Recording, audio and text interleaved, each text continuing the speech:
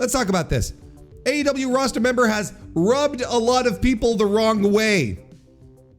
Oh boy. I'm sure you've all heard about this by now.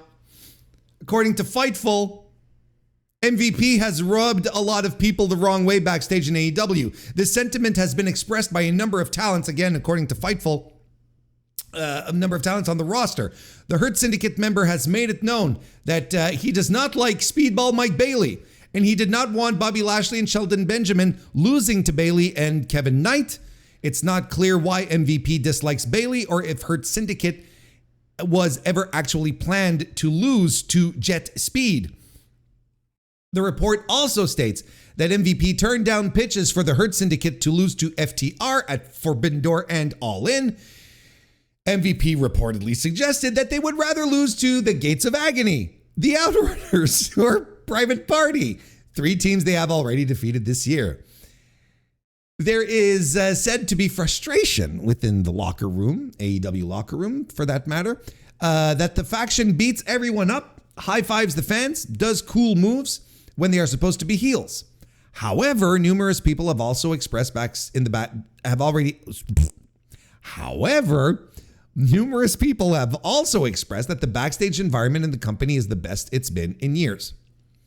It was also noted that the storyline with MJF was originally planned to run longer, though there was no reported heat between MJF and the group.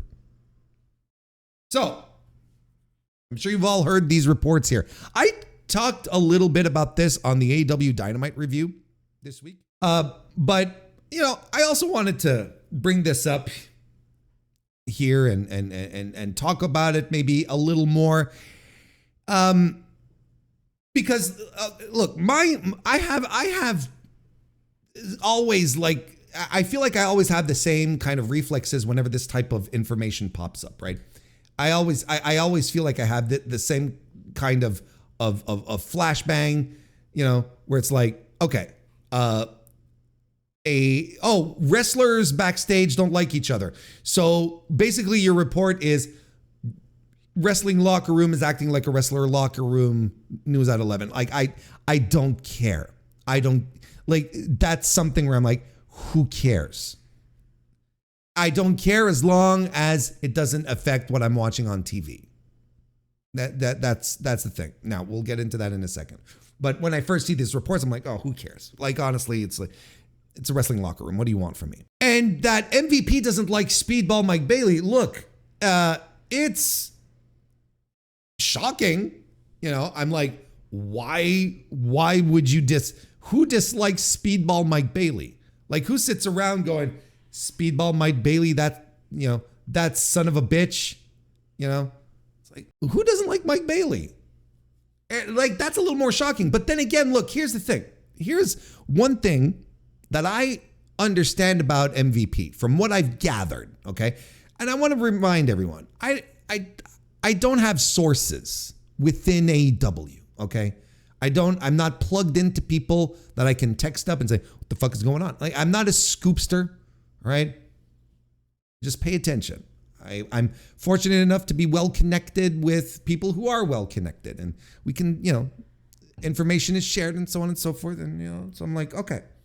And from everything that I know about MVP, he is a guy who does not bullshit.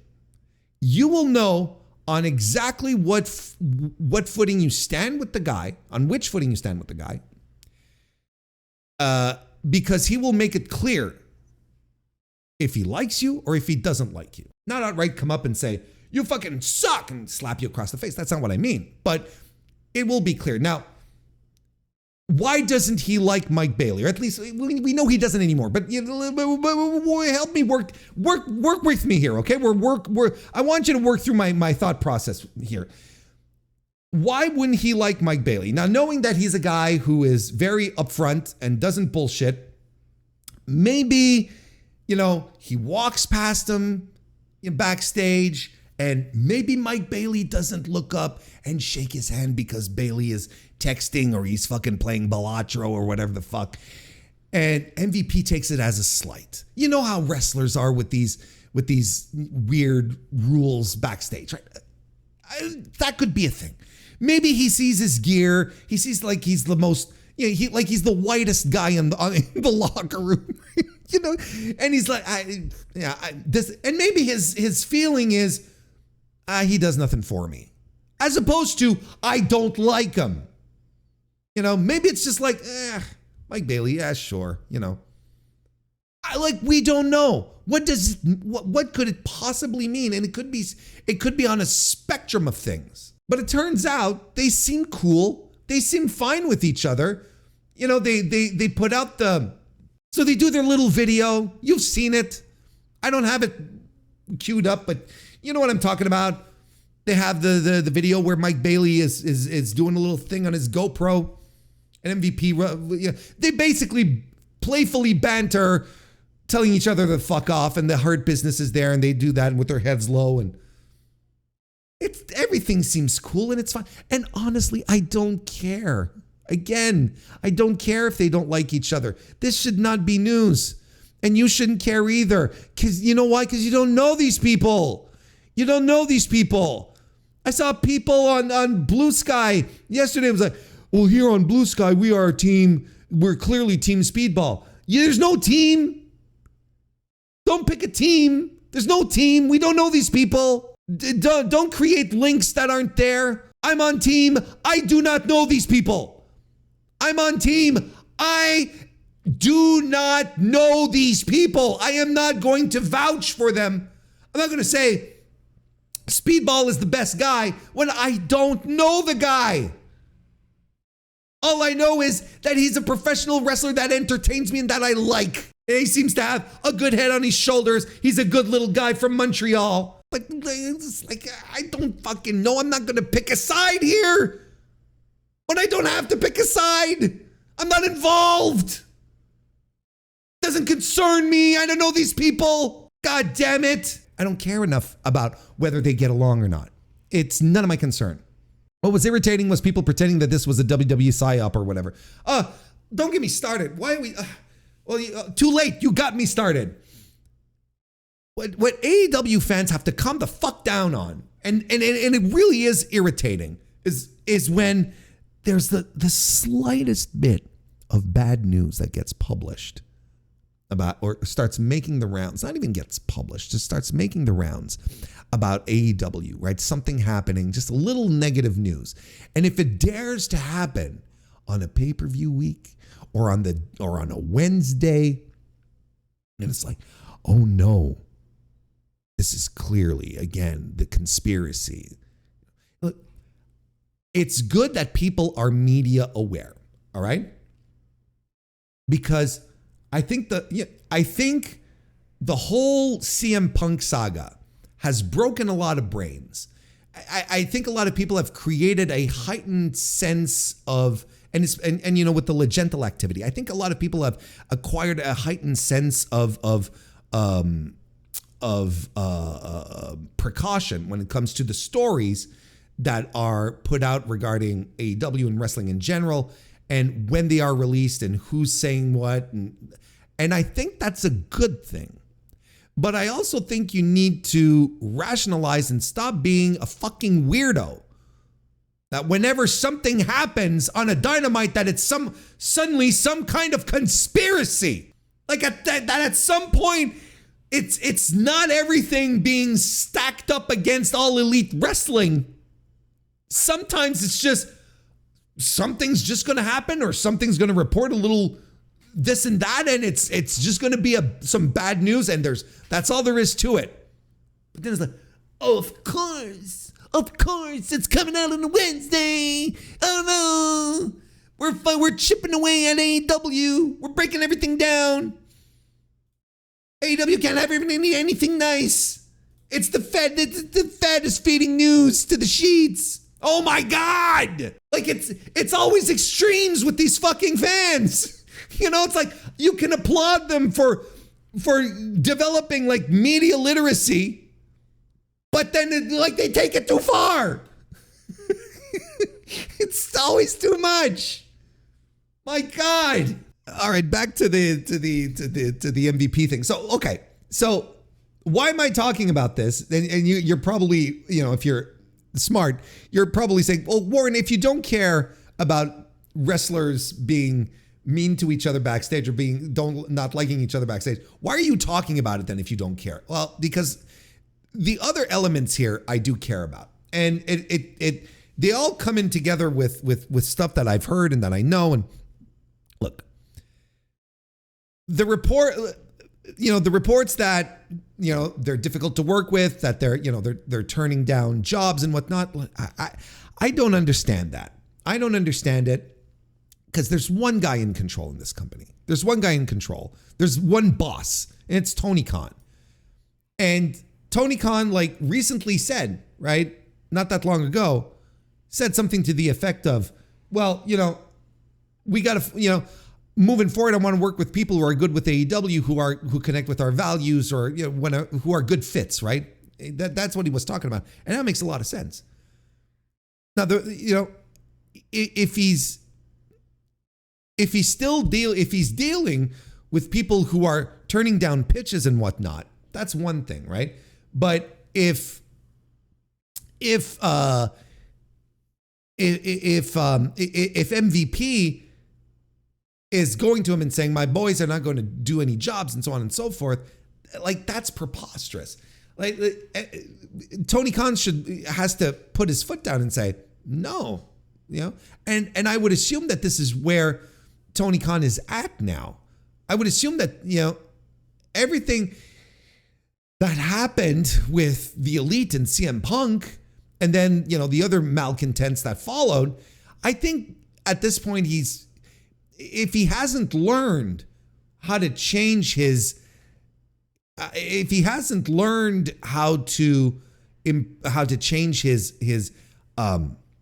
leadership style at this point, nothing will. And I'm sorry, I have trouble believing that he's still okay with undercard talent. Keep this in mind. Undercard talent coming forward and saying, no, we are not going to do these jobs. Yes, undercard talent. The Hurt Business are a nice little undercard, mid-card tag team. And I have never heard, outside of just people who make up bullshit and who, about pro wrestlers right and left, I have never heard of a mid-carder throwing their weight around and throwing that's not going to work for me, brother. And wrestling is complicated when it comes to these creative things. Negotiations, back and forth, that's a good idea. But what if we did this? Oh, well, let me go see what the others. You go with the others. Well, what if we did this? Well, that's a pretty good idea, but we'd prefer it if we did not. There's so much back and forth on these ideas, on these creatives. I refuse to believe that these guys are throwing so much weight around that they're refusing to do jobs. Now, are there people that they don't want to work with? That I have a little more faith in, okay? And there's a difference there. Like the report says here, they turned down pitches for the Hurt Syndicate to lose to FTR. What were the nature of the pitches? But that has a little more. There's teeth to that one, I think. MVP reportedly suggested that they would rather lose to the Gates of Agony Outrunners in Private Party. That's some smooth talking. That's some smooth talking Carney work right there. Because as the report pointed out, they beat all these guys. And why would the Hurt Business be okay losing to the Outrunners? No disrespect to the Outrunners. You know how I feel about the Outrunners, and that connects directly here. Why would the Hurt Business be like, sure, we'll lay down for the Outrunners, but not FTR, who are systematically a top tag team in AEW's tag team division? Private Party? Why would the fuck would they lie down for Private Party? This is Carney talk, in my opinion. Frustration within the locker room that the faction beats people, and that they're supposed to be heels and they act like baby faces. Look, I agree with that.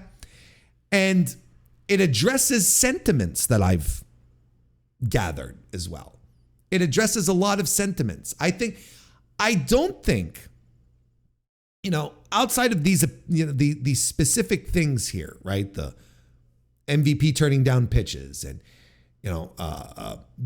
wanting to lose to these, lower card teams. Those are very specific things, but again, I don't think they ultimately matter. I think what they are is they're a symptom of this bigger problem here, where there's a lot of frustration in regards to, what the Hurt Syndicate is doing in AEW right now. Because I do agree, they're supposed to be heels, but they're getting babyface reactions. And I think that's why maybe they might be turning babyface. I don't know. We'll see. MVP has been criticized for being particularly harsh on promos against other guys, and unnecessarily so, preventing other guys from getting over, looking like schmucks ultimately, doing the opposite of good promo work. And I think that's been an issue, and I think it does create frustrations. And I went back because I haven't re-listened to All In because since I was there, I didn't listen to commentary. I wasn't there, I wasn't plugged in listening to the commentary table. But apparently MVP was there, was on the microphone, was on play-by-play during the Gauntlet, and he was very disgraceful. Or at least he wasn't putting over Mystico's entrance. He was, there was a lot of things he was doing a little haywire, a little weird, that may have rubbed some people the wrong way, including the boss. I've seen reports that the boss, Tony Khan, he's fed up with all of this. You look back at the history of the syndicate, right? Since they joined, Bobby Lashley, tossed Swerve Strickland around. Swerve Strickland put over Bobby Lashley big time in that one match for that one program. And we have never spoken of that ever again. That has never been brought up ever again. Not for a rematch, not even Swerve Strickland saying, referencing that night, or Bobby Lashley referencing that night. No, it is never, or MVP referencing it. It has never been brought up again. I wonder why. I think there's a collection of things that have happened in the locker room that are creating frustrations and tensions from a certain amount of people within the locker room. And it's starting to boil over. Now there's someone in that locker room who's fed up, who's had enough, is like, all right, I'm talking to the press. I'm reaching out to a source and I'm spilling some beans. And people ran with that. And this is where we're at right now. So I want to make something very clear, because I think there are two aspects to this story. And the aspect that I've been talking about here, outside of the speedball stuff, right? Outside of rubbing people the wrong way and whatnot. Outside of that, if there are growing frustrations in the locker room regarding the contribution of the Hurts, and specifically MVP, I think is the issue, then something has to be done about it. And I think that's this story. I think there's fire to the smoke, folks. I think there's fire to the smoke.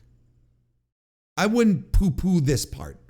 I wouldn't go, like a bunch of people said, a lot of the AEW defenders, the same people who go all psyop, they go, oh, well, this is a nothing burger. Yes, I think the speedball stuff, I thought it was nothing burger from the start. MVP rubbing people the wrong way, who cares? That's locker room stuff. I don't give a shit. But if more and more people, if we're sitting on a powder keg, or if the water in the kettle is getting a little hot, pick your analogy, then maybe we're getting close. Maybe we're edging closer to something that might be a little close to reality, and might end up spilling onto television and maybe in a way that will affect our enjoyment of AEW wrestling. You know, one of the things I think that we're going to be keeping an eye on very closely is FTR versus Brodito next week, because they're in the finals of the tournament. If Brodito goes forward in the tournament and gets to challenge the Hurt Syndicate for the titles, again, there might be a little more heat to this flame here. I think we might be onto something, and it could be disastrous.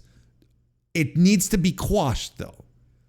If this is a situation where the locker room is getting so heated and so fed up that someone has decided to leak backstage stuff about the Hurt Syndicate, regardless of how true it is or not, this is a campaign to switch public opinion.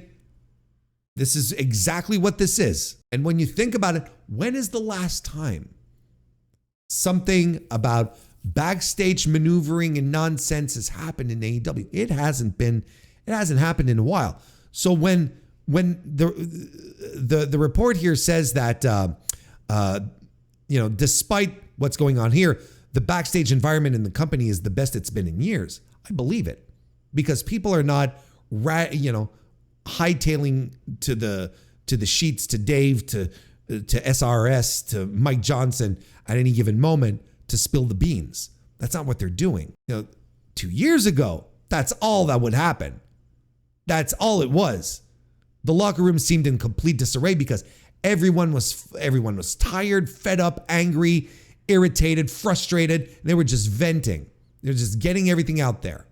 And of course, the Punk camp as well. If Tony Khan wants to get a grip on this, and he has to get a grip on this so that it doesn't devolve into something more serious, he has to do it sooner than later.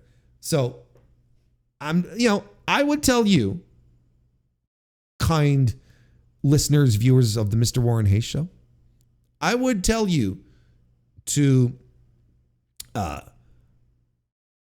not worry about it. I would tell you to be aware of it and keep an eye how things develop. Things might develop in a way, but things are going to develop out of this, right? Moving forward, I wouldn't ignore this part here where people are upset backstage. I think there's more than enough things that have happened on screen to warrant folks getting a little irritated. That's, we'll see how things evolve. And honestly, I think this is a good moment for Tony Khan to show if he's learned anything about leadership, if he's changed anything about his leadership ways, in a post CM Punk world. Has he gathered anything? And I say post CM Punk, a post Ricky Starks world, a post Malachi Black world, a post Miro world. Has he, a post Lucha Brothers world? Has he figured it out? Has those situations, have they turned into learning experiences, or are we just going to repeat the same mistakes of the past? To be continued. To be continued. I'm sure you weren't expecting that kind of take. Yeah, they make Big Bill and Brian Keith look like geeks in that promo, talking over them, etc. Yeah, a little rough. That was a little rough one, but nonetheless, when I reviewed it, I'm still like, look, it might have been a little saucy, a little on the rough side, but these are all guys that are angling to get over. Right? And I really didn't have that much of an issue with it because the Hurt Syndicate, nonetheless, their aura, their character is that they're alpha males. So they're going to, if you show weakness, they're going to eat you up. So, I still hang on to that to that analysis because I think it still makes sense. But I can also understand people who would argue and say, yeah, but they could have done it in a different way, one that would have allowed their opponents to shine a little bit. And that I agree with, because just like we said with the promo, if you let your opponents come across as schlubs, when you beat them, there's nothing impressive about it. They're just like, well, we knew there were schlubs. You beat the schlubs. Who cares?